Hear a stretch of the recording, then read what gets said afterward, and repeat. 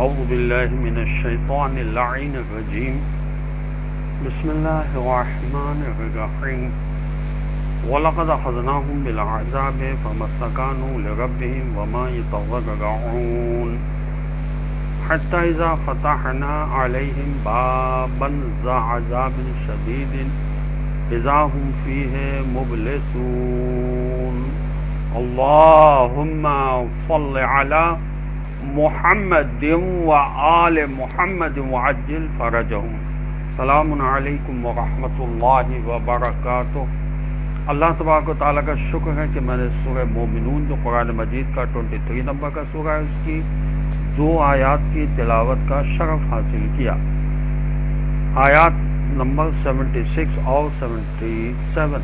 آیت نمبر 76 کا ترجمہ یہ ہے، اور بتحقیق ہم نے تو انہیں اپنے عذاب کی گرفت میں لے لیا تھا، لیکن پھر بھی انہوں نے اپنے رب سے نہ عاجزی کا اظہار کیا نہ زاری کا، یہاں تک کہ جب ہم نے ان پر شدید عذاب کا ایک دروازہ کھول دیا تو پھر ان کی امیدیں ٹوٹ گئیں۔ استقانو سکنا سے ہے، جس کا مطلب ہے عاجزی کا اظہار کرنا، اور مبلسون بلسا سے ہے کہ جس کے معنی سخت نا امید ہونے کے ہیں۔ یہ مشرکین تو عذاب آنے پر بھی اللہ کی طرف رجوع نہیں کرتے تھے، نہ تضرع و زاری کرتے تھے۔ یہ ان لوگوں کی شقاوت قلبی کی انتہا ہے۔ لیکن جب اللہ فرما رہا ہے کہ ہم نے شدید عذاب کا دروازہ کھول دیا تو اب یہ مایوس ہونے لگے۔ عذاب شدید سے مراد بعض کے نزدیک عذاب آخرت ہے اور بعض کے نزدیک فتح مکہ ہے۔ پاک دامنی کا دار و مدار خواہشات پر ہے۔ حضرت علی علیہ السلام فرماتے ہیں کہ خواہشات پر صبر پاک دامنی ہے اور غضب پر صبر جوامردی ہے۔ فضیلت 4 قسم کی ہوتی ہے۔ نمبر 1 حکمت، جس کا دار و مدار غور و فکر و سوچ بچار پر ہے۔ نمبر 2 عفت، جس کا دار و مدار خواہشات پر ہے۔ نمبر 3 قوت، جس کا دار و مدار غیظ و غضب پر ہے۔ نمبر 4 عدل، جس کا دار و مدار نفسانی قوتوں کو حد اعتدال پر رکھنا ہے۔ پاک دامنی خواہشات نفسانی کو کمزور کرتی ہے، اور پاک دامنی کا ثمرہ قناعت ہے۔ پاک دامنی کا ثمرہ خود حفاظتی ہے۔ جو پاک دامنی اختیار کرتا ہے اس کا بوجھ ہلکا ہو جاتا ہے، اور خداوند تعالیٰ کے نزدیک اس کی قدر و منزلت بڑھ جاتی ہے۔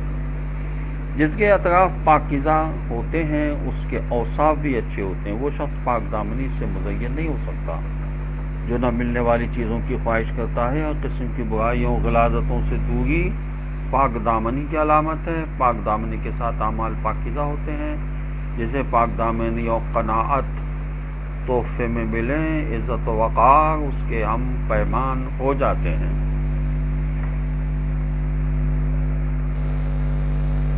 گھر میں رنگین لباس پہننے کے بارے میں حضرت امام محمد باقر علیہ السلام فرماتے ہیں کہ ہم گھر میں پیلا کپڑا پہنتے ہیں، اور حضرت امام جعفر صادق علیہ السلام فرماتے ہیں کہ لباس کو پاکیزہ رکھنے سے دشمن اور لباس دھلنے سے رنج دور ہوتا ہے۔ نماز کے لیے بہترین لباس ہونا چاہیے۔ اس سلسلے میں امام حسن علیہ السلام فرماتے ہیں کہ نماز کے وقت بہترین لباس کو پہننا چاہیے۔ جب اس کی علت دریافت کی گئی تو آپ نے فرمایا خدا جمیل ہے، وہ اچھوں کو دھو سکتا ہے، اور میں خدا کے لیے بہترین لباس پہنتا ہوں۔ اسی طرح حضرت جعفر ابن محمد علیہ السلام فرماتے ہیں کہ ایک شخص نے امام جعفر صادق علیہ السلام سے پوچھا کہ ایک انسان کے پاس بہت زیادہ کپڑے ہیں جن سے وہ اپنے کو خوبصورت ظاہر کرنا چاہتا ہے، کیا یہ کام اسراف نہیں ہے؟ تو آپ علیہ السلام نے کہا نہیں، اس لیے کہ جس کی زندگی اور مال کی وسعت زیادہ ہے وہ خرچ بھی زیادہ کرے۔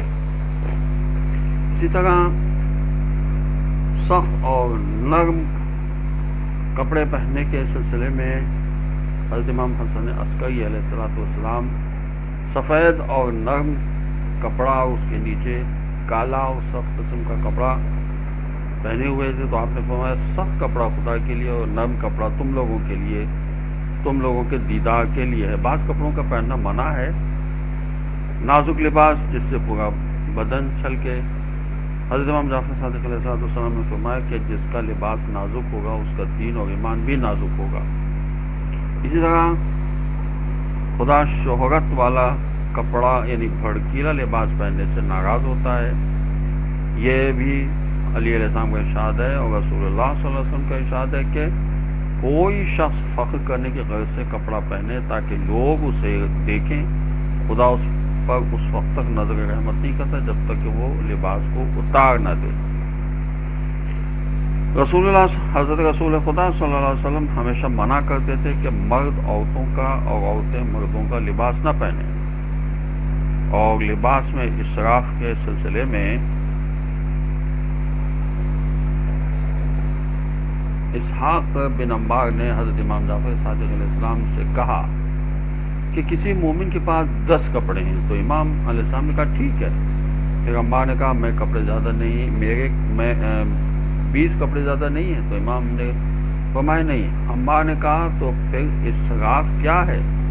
تو امام علیہ السلام نے فرمایا پہننے کے کپڑے کو کام کے کپڑے کی جگہ استعمال کرے۔ والسلام علیکم ورحمۃ اللہ وبرکاتہ۔ اللہ اپنے دین کو سمجھ کر اس پر عمل کرنے کی توفیق عطا فرمائے۔ السلام علیکم ورحمۃ اللہ وبرکاتہ۔